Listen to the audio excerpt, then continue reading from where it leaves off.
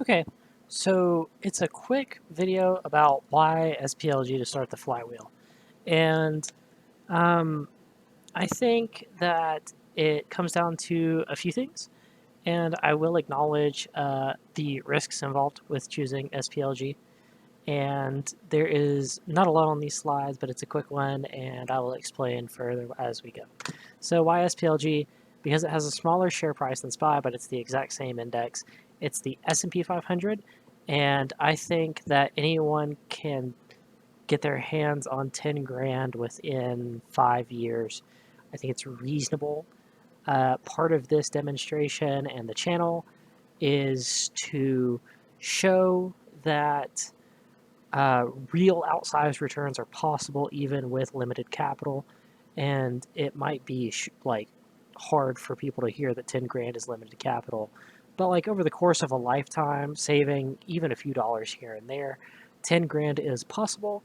But the amount of education that it takes to do something like this is prohibitive, and I apologize for that. It really shouldn't be. It should be available and open and easy for everyone to do. But because it follows the S&P 500, um, I'm good with holding it. Splits will be more common, and that is something I'm actually betting on.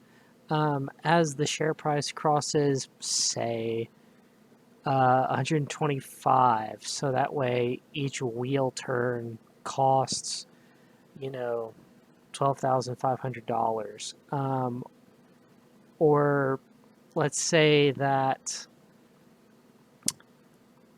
it costs, 150, so that each wheel turn costs like $15,000. I think yeah, you get it. Anyway, if you're watching this, you already know how this works, right?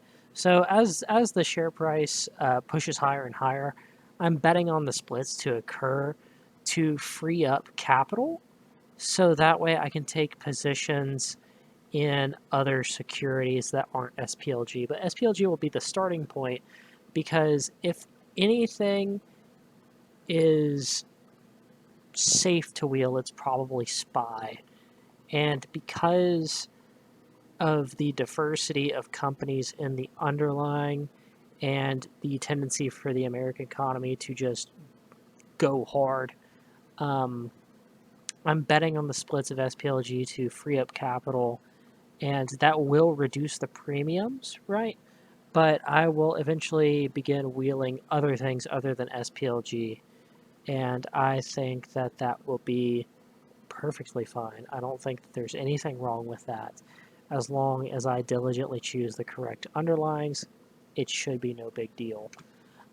It's fairly liquid, and I misspelled positions.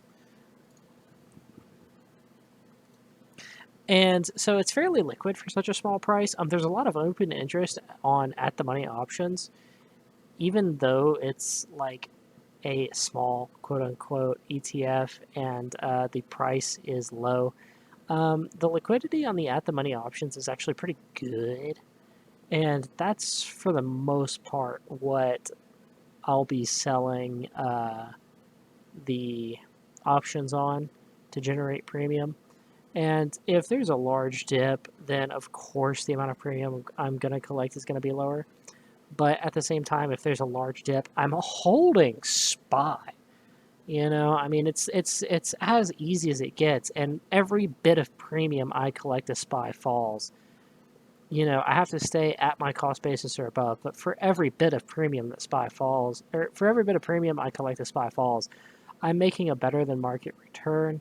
So in like a way, I'm not upset with it falling. Um, I'm happy to hold the S&P, and then as further discussed, I will hold a long dated, deep in the money call to provide a lot of leverage. This ties back into the earlier videos where I discuss how this is going to go down, but no reservations holding the S&P 500. And I know that the S&P is kind of vague because Standard & Poor's does a lot of indexes, right? But there is only one, the S&P, and everyone knows that. The real risks is that SPLG has like some shorter dated options than I would prefer. I would prefer years and years and years to be right. I think the maximum is like it almost eclipses 250 days. Like the option cycle on it is small, and I would like to moving out of it right once it's built, because I have total and complete faith that this will be a profitable circumstance to be in after the course of 3 or 4 years. Uh, if I'm not right by a certain amount of time, I will deposit money to roll out the option, because the amount of money that the notional value that the option is controlling is worth so much more than the amount that could have been lost to theta during the same amount of time. So I would eat a loss in the short term, but I'm willing to do that to bet long on the S&P 500, because who isn't betting long on the S&P 500?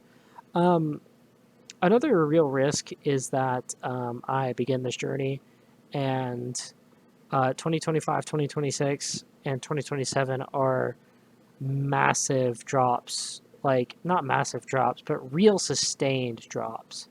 You know, similar to 2007, 2008, and then recovery in 2009 for some companies, recovery in 2010 for most companies, recovery in 2011 for the companies that were not as well off as the others and could not find market share during that time and grow earnings.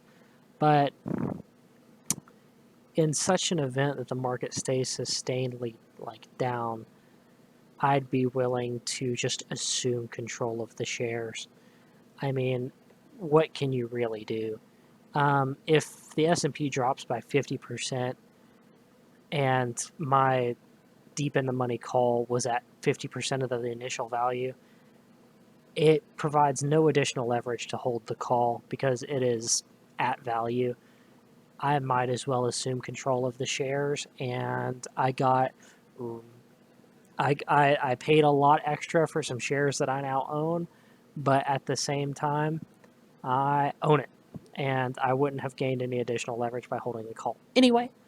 So that's a real risk, but there are plans in place to handle both of these. So that's not really a big issue, and it's just sticking to the methodology which I have to perform publicly. So I don't really have any reservations about doing so because I'm here and it's public and everyone will be able to see my performance. And then, do the risks change anything? No, not at all. Not really. It's the S&P. It's simple. It's small. It's easy. And SPLG to build the flywheel is, I believe, a wonderful starting point, and I think it will go very well. But I will underperform for the first 1 to 3 years. I've already said it. But even at that, I think that I will be able to display impressive returns regardless.